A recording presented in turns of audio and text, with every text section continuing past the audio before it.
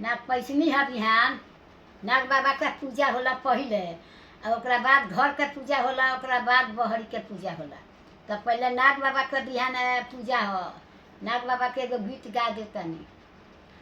नाग जे चलेले नगरा उजारे, नाग जे चलेले नगरा उजारे, नागिनी करा जोरी बिना बेली हो मोरे नाग दुलारुआ, नागिनी करा जोरी बिना बेली हो मोरे नाग दुलारुआ। जिनी मोरा नाग के कोदो भिक्षा दी है, जिनी मोरा नाग के कोदो भिक्षा दी है, दोनों बेका तला पिटाई है हो मोरे नाग दुलारुआ, दोनों बेका तला पिटाई है हो मोरे नाग दुलारुआ।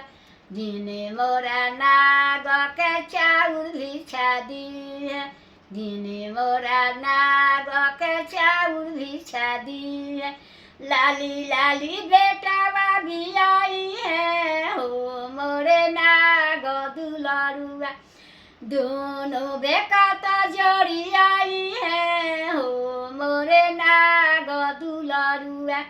नाग जे चलेले नगरा उजारे, नाग जे चलेले नगरा उजारे, नागिनी करा जोरी बिना बेली हो मोरे नाग दुलारुआ। तहरे करन नाग जाता में पिसाइला, तहरे करन नाग जाता में पिसाइला, नाग जाता बाबू लाइटी हो मोरे नाग दुलारुआ, नागिनी चलेली जाता चलावे, भुला गई, नागिनी चलेली जाता पिसावे, नाग जे वही में रहले हो मोरे नाग दुलारुआ, ओही में नाग बाबा रहले हो मोरे नाग दुलारुआ।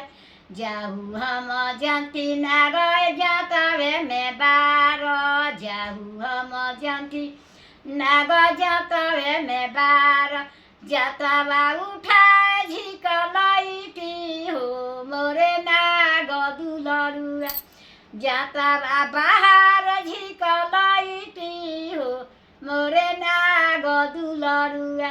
नाग जे चलेले नगरा उजारे, नागिनी करा जोरी बिना बेली हो मोरे नाग दुलारुआ, दिने मोरा नाग के आटा भिक्षा दी है, दिने मोरा नाग के आटा भिक्षा दी है, दोनों बेकाता लटुआई है हो मोरे नाग दुलारुआ, दोनों बेकाता लपिटाई है हो मोरे नाग दुलारुआ।